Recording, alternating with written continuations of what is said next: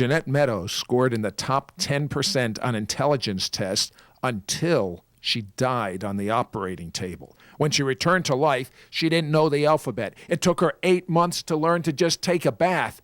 It is a medical miracle she can think and speak so clearly. Next on this edition of It's Supernatural. Life after death experiences and angelic communications are on the increase. Terminally ill patients whom doctors have given no hope are unexplainably cured.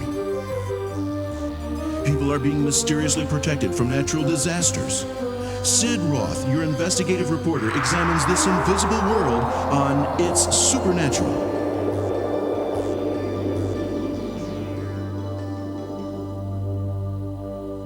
Hello, I'm Sid Roth, your investigative reporter, and I'm speaking with the most amazing circumstances in 1977. You think you have problems. Jeannette Meadows, what happened to you in 1977 in a few-month period? In 2 months and 11 days, my best friend died. I found out I had glaucoma. I broke my back in 2 places. The dog got stolen.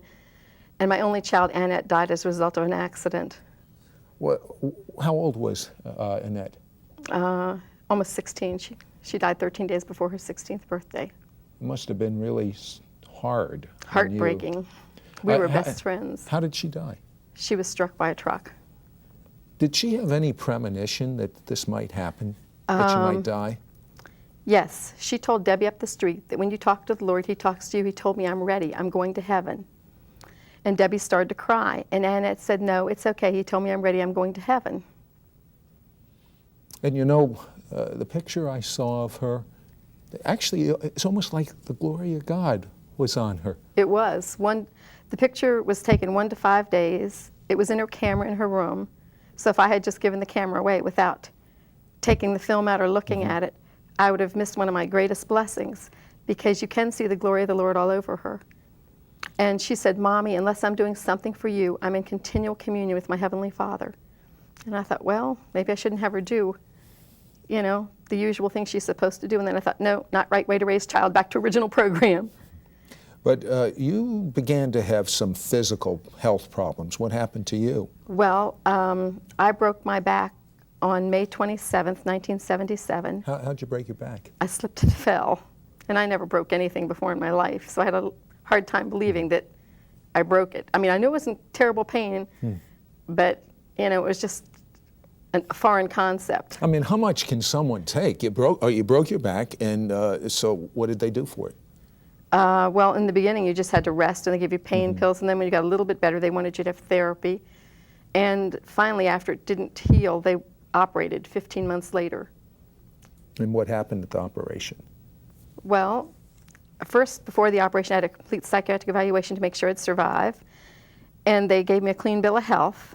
And the day I went for surgery, I prayed while they were wheeling me down the hall. And I asked God, I said, if it's okay, can I see my daughter and my grandparents? And I said, if it's not, forget I said anything. I just repent now in the name of Jesus. And as soon as they started the procedure, they gave me the first shot. My spirit left my body, and I went through the ceiling of the hospital into the presence of the Lord. Well, what was happening to you medically, though, from a doctor's viewpoint? Well, they have to medicate you really strong because the surgery I had was very bloody. So your blood pressure is really low, like about 40. I mean, it's just really low because they took bone off the back of my right hip. And I've been cut that far from above my waist all the way down to the end of my spine. So, I mean, you don't really need to be in your body, and I knew that. But did you die Yes. on the operating table? Well, and in the recovery room, too, because I was in surgery for 4 hours and in the recovery room for 5. I came out not knowing my alphabet. I died long enough to have a brain injury. It took me 8 months to learn how to take a bath and get it straight after I died. All right, but when you died, you slipped out of your body. Was it painful or scary? No, it didn't hurt to die. When I came back into my body, it did hurt. So you slipped out of your body. No, I went speedily through the ceiling of the hospital, escorted by 2 angels into the presence of the Lord. Were you fearful at all? No. No, not at all. And it happened so quick. I mean, it's like the blink of an eye, the speed of light. It was that fast. Now, when I came back into my body, I came at a slower speed. But when I went through the ceiling of the hospital, it was just blink. Well, you know, it says in the Bible to be absent from the body is to be present with the Lord. You experienced that. So Yes. what was the first thing you saw or felt when you left your body? Well, the two angels that escorted me in to be with the Lord. And he talked with me. And then I came out here this way, went down this way, and over this way. And I was in the garden. And my grandparents and my great-grandmother was there. And they looked young, like their wedding pictures, but my granddad had hair. I mean, he always just had fringe.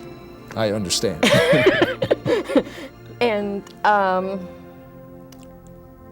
then, I mean, I thought I was going to get to stay. I didn't know I couldn't stay at that time, but one angel came with me, and we went over this way and down this way, and there was a garden by a river, and that's where I saw my daughter, and we went wading in the river, and when you get out of the river and you step on the grass, it pushes down just like your grass at home, but then when you move your foot, it's up again. It has that much life in it. It's everything in heaven's flawless. It's perfect. It is, the colors are magnificent. They're so vibrant. It's so beautiful. And the music is so clear. You can, if you try to sing along with it, it's almost like you can't keep up. It's just awesome. It's just like, it's the place you belong. It's where you were created to be, if that makes any sense. Now, out of curiosity, you saw some of your relatives. Were all your relatives in heaven? No, the Lord told me a lot of my relatives didn't make heaven. How'd that make you feel?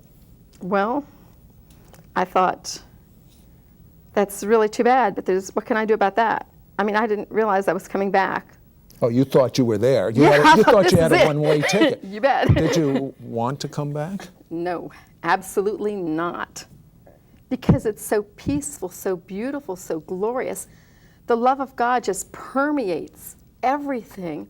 I mean, it's like you're created for that. It's so hard to explain. I have felt, like right now, a presence of God on me. But and you felt presence of God on you. How does that compare to heaven? Well, when you feel the presence of God on you, it's not all the time. But when you're in heaven, it's all the time. And it's such a way of life that it seems natural, even though it's supernatural. I mean, I know I'm probably talking in riddles, but the natural thing the supernatural seems natural in heaven. What did the Lord tell you as to why you had to go back? He said he had something different for me to do, and when I was finished, I could come back home again. Just out of curiosity, are you looking forward to coming back home again? Yes, sir. So what is the first thing you remember when you went back into your body? Well, I came through the wall of the hospital at a slower speed, and I remember feeling myself and looking around to see where I was, and everything looked very gray. And I thought, well, I never came through the wall of anything before. And my body was laying over there on a gurney, and I had no pain and no brain injury until I got into my body. And then what did you feel? Excruciating pain. Hold that thought. You're going to find out about what the Lord said as far as when He's going to return. Be right back after this.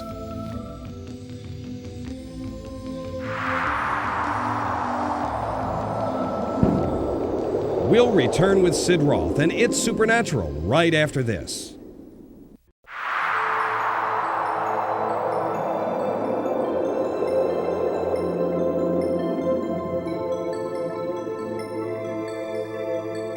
Hello, I'm Sid Roth, your investigative reporter. I'm speaking to Jeannette Meadows, who died on the operating table, instantly left her body, and she was in the presence of Jesus. And she saw her daughter. What was it like to see your daughter? Well, I was delighted. I mean, we were just telling each other how much we loved each other, and we were laughing and giggling. You know, we waded in the river and Just, you know. What do you mean waded in the river? You just took your shoes off and... Well, I didn't have any on that I know of. And we just waded in the river, and we just, you know, and when we got out on the grass, you know, we stepped down, and it was perfect when you moved your foot. And the river was just sparkling gems. I mean, diamonds, rubies, emeralds, all kinds of beautiful things. It's just, and the streets are solid gold. They're not paved with gold. God's not cheap. And did you say anything to your daughter? Your daughter say anything? We were telling each other how much we loved each other. And of course, I missed her, but you know, in heaven, how can you miss anything, you know? But we just couldn't, we never could stand to be away from each other. And in fact, the past year before she died, we had practiced spending time away from each other, because I knew one day she was going to go away to school or get married, and it wasn't, you know, we had to have a balance in our life, a healthy balance. Did the Lord tell you anything in heaven? Yes. Well, besides about my ancestor, that a lot of them didn't make heaven, some of the other things he said was that it hurt him when we didn't spend time with him and be intimate with him. And I thought, wow, there's so many people that are Christians or say they're Christians. I wouldn't think that one of us would matter if we didn't spend time. But we forget, because in our natural thinking, we can only spend time with so many people. But we have a God that's omnipotent and omnipresent. And so therefore, he has a greater ability to fellowship with us than we do, maybe to fellowship with a room full of people. And I mean, I didn't realize he was that hurt. I guess I didn't realize how special we were, or we are, to him, to the Lord. Must have been very, very difficult for you to leave that type of love and come back to earth. Oh, for sure, because it's perfect, it's flawless. It just engulfs you. You just feel so much a part of everything. That's why I really didn't think I was going to come back. Now, I didn't go all over heaven. I didn't see everything. But, I mean, I just felt like such a part of it. I mean, just every atom of your being just felt like it should be there. It should stay there. It just is incredibly awesome. It's like that's what you're created for. The fellowship, the worship of the Lord. What a shock it must have been when you found yourself back in your body. What is the first thing you thought or felt when you slipped back into your body? I really couldn't think clearly, because I was thinking clearly before I got back into my body about coming through the wall of the hospital and feeling myself to see if I had substance. But after I got into my body, my head was fogged up. I couldn't think. Well, what did the doctors say happened to your brain? Well, they said I had a classic Broca's aphasia from lack of blood and oxygen to the brain. It's like when a person has a stroke or they die. Now, before this surgery, they evaluated you psychologically and as far as your intelligence, and what did they tell you about your intelligence? Dr. Ryback had said that I was in the top 10% of the nation in intelligence. And afterwards, how bad were you after the surgery? Well, I had poor intelligence. I did not know my alphabet. I couldn't remember the most simple things. I couldn't remember. I was trying to, in my room there was a TV, and I was trying to push a button on the TV, but I couldn't. I was too weak and sleepy. I was trying to find words because I knew I needed to have words. And I didn't even know the meaning of the word no. I thought it had more than one meaning, so I never said no because I didn't know what it meant. I shook my head, and then they'd say, "Don't move." So, I mean... What about just simple tasks like eating? Were you able to do that? Well, not in the beginning, but sometimes I would eat and stick my face with a fork, and if I wanted you to smell something, I would hit you in the face with it. Not intentionally, but it was very embarrassing. I mean, I would just hit the person in the nose. I would... But, you know, Jeannette, to come from heaven, and then come back to a life like this, I imagine you wanted to get back home real fast. Yeah, well, I cried a lot and I prayed a lot. So, and what was going on with your back at that time? I was in excruciating pain. Now, how did your husband take the death of your daughter, you're now an invalid, you can't even do normal functions. What did your husband do about this?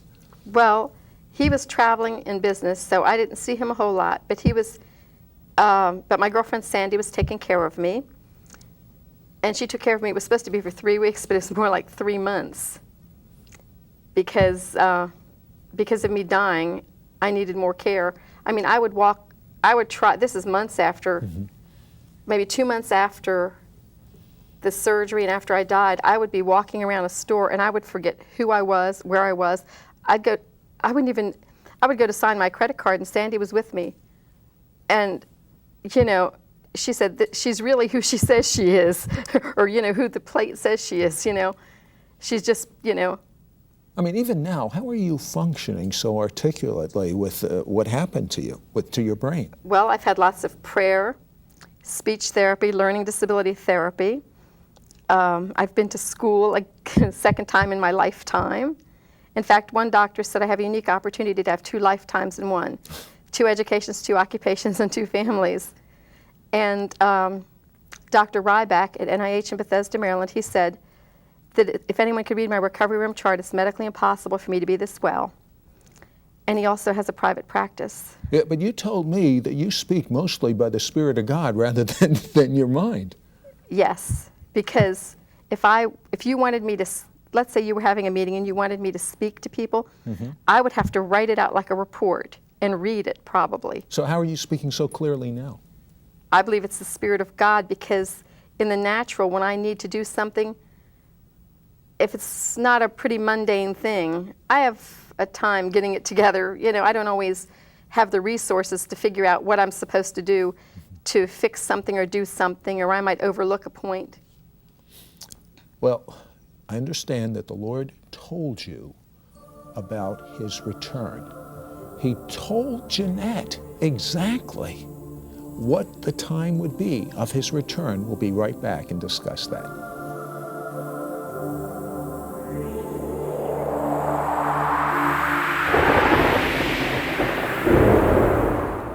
Is Yeshua, the Jewish Messiah, coming back soon? He said, the generation that sees the fig tree blossom shall not pass before I come again. Fig tree is a type of the nation Israel. The generation that sees Israel become a modern-day nation will not pass before Jesus returns again. But there are many other scriptures. For instance, it says, when you see the Jews from the land of the north, the former Soviet Union, return to Israel, that's a sign of the increased ticking of the clock for the last second of history. I can hear the clock ticking.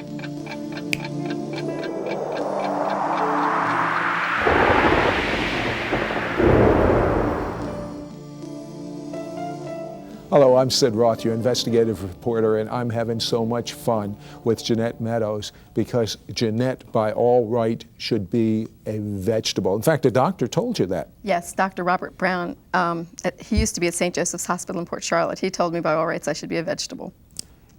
But you're functioning just fine. Oh, Jesus told you about his return. Yes. I almost forgot, and we'd have so many upset people. What did he tell you? He said, I'm coming soon, sooner than you think. Do you really believe that? Yes, because many people that are older than me have, you know, had the Lord tell them that. And so I figure if they're older than me, they're closer to heaven, naturally speaking, than I am. Well, I mean, I can see what God did with your brain. I can see, because you walked in here just fine, what God did with your back. You were supposed to be an invalid the rest of your life. Well, they said it was medically, they were surprised. It was a miracle that I didn't have a severed spinal cord, because every time, they didn't know this till the operation, even though I had all the tests, because every time I reached up to get something or stooped down to pick something up, the L5 vertebrae literally flipped. And what about that glaucoma? Do you see okay? Yes, fine. You know, we were talking about a nephew of yours that's something very amazing. You were driving a car, he was in the car. Tell me about that experience of your nephew. Okay, he had a vision of hell while we were driving down the road. We were talking and he got real quiet and he sounded like he was crying. And I said, Chris, is something wrong? And he said, Aunt Jeannette, I'll tell you in a minute. And I said, okay. And he said that he saw hell, he felt hell, and he smelled hell. And he saw 2 people there he knew. Ooh. And he said that it smelled like sulfur, that the people he saw that he knew died, and they had the clothes on that they had on when they died, and they were almost burned off. I said, how do you know what they had on? But I didn't ask him that then. I asked him that later. But he said, he knew, and he told me how he knew. And then, because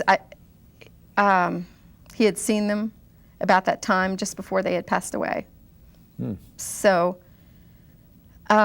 he said that there were demons biting people, and they had long teeth and claws, I believe he said.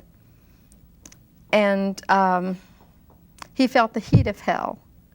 And this is all right while we're driving down a mountain road. What was he like before this experience? Was he a very religious type of boy? No. Close to God? No, a little bit, but not really. But he said, first he said, I'm never going to disobey you again. I said, what? He said, I'm going to do everything you ask me to do. I said, Christopher. Because, it just had such an impact on him. Jeannette, you realize there are people watching us right now that some of them are even laughing, and they're saying, there's no such thing as hell. Well, what would you say to them? No matter what you believe, 1 second after you stop breathing, you're going to know the truth of heaven or hell. I don't care who you are or what you are. You will no longer be an atheist or whatever you think you are. 1 second after you stop breathing, you will know the truth of heaven and hell. I'm thinking and I'm reflecting right now, and I'm saying to myself, you still struggle a little bit with your mental ability because of the brain damage that occurred. So you told me you were 100% dependent on God to function because you operate through your spirit. But you know something, Jeannette? I believe that what God's done with you is a great blessing, because most of us are so dependent on ourselves, and we don't recognize the need to be dependent on God. I know, I wondered if that was why I had to die, that I might bear fruit. I mean, it seems kind of a drastic measure, but I mean, when your brain just switches from 6 different things continually, and you're just, when you're super intelligent, it's really hard to trust God sometimes. And even though I had faith, I believe, I know I'm closer to God now. Absolutely closer. Because I know that I have to pray and ask God to send someone to help me if I need to do something. And I have to ask God for His wisdom for the situation I'm in, to know what to do. And I have to wait till I hear, because I can't trust myself, and I know I can't. Because in the past I do say things backwards. I get them out of order, and I know my weak points, and I kind of have to guard it, Well, Jeannette, between you and me, is there a part of you that's angry with God? Because He could, like that, you could be perfect in this earth. No. Excuse me, no, I'm not angry with God at all. Why not? Because I love Him. That's an illogical question. It doesn't compute, does it? That's a totally illogical question. Well, the devil comes to kill, steal, and destroy, not God. And why are you here on earth and not in heaven with your daughter who you love? Because the Lord wants me to share my testimony and tell people what I saw, and that heaven's really real, and that we're going to be with Him one day if we choose. God's called you to do this. Yes. Would you look into that camera straight ahead of you and tell people the reality of heaven and hell and the love of God? Tell them. Well, this is a wake-up call to the earth, to every person. Each one of us is a breath away from eternity. And it sounds simplistic to say it's life or death or heaven or hell, but you better know where you stand, because when you stop breathing, it's going to be over. It'll be your last chance. There'll be, no other opportunity, so make your peace with God now, because God loves you. He wants to communicate with you and be intimate with you. And He just loves us so much that we can never even, He loves us more than any earthly parent figure or father. And think how much we love to bless our children. I couldn't do enough for my daughter. She was an exemplary child. She couldn't do enough for her mom or her dad. She was just a wonderful child. And I mean, God loves us more than that. His love is perfect, and we need to receive that love. It's so, so important. And I just believe I'm supposed to tell people that there's such a wonderful place. I mean, he's already told us in his word, and he's sent people back before. But it's so important to just seek God while he can be found. And you know, the one thing that really affected me that you said is that Jesus told her that he's hurt that you don't spend time with him. I mean, that's hard for us to fathom, that Jesus is hurt. And you think, well, I don't hear anything, I don't feel anything, so why should I spend quiet time with him? Why should I pray to God, tell him how much I love him? He's hurt. He's hurt. I tell you, he's hurt because he loves you so much. Spend time with him. Tell him. Yes, Jeanette? And sometimes even when there's no communication between you, if you just are just kind of sitting there in the presence of the Lord and you've just let the Lord know you're going to stay there, you have a half hour or whatever to spend, sometimes his presence just engulfs you, that you feel the presence of the Lord around you, even though there's no actual verbal communication. And in heaven you can speak by thought transfer, and you can speak by the way we're speaking. But the one thing we don't have is any more time. I'm going to take this time to warn you. You don't know when your end will come. So do something about it now. Cry out, Jesus! That's what you should do.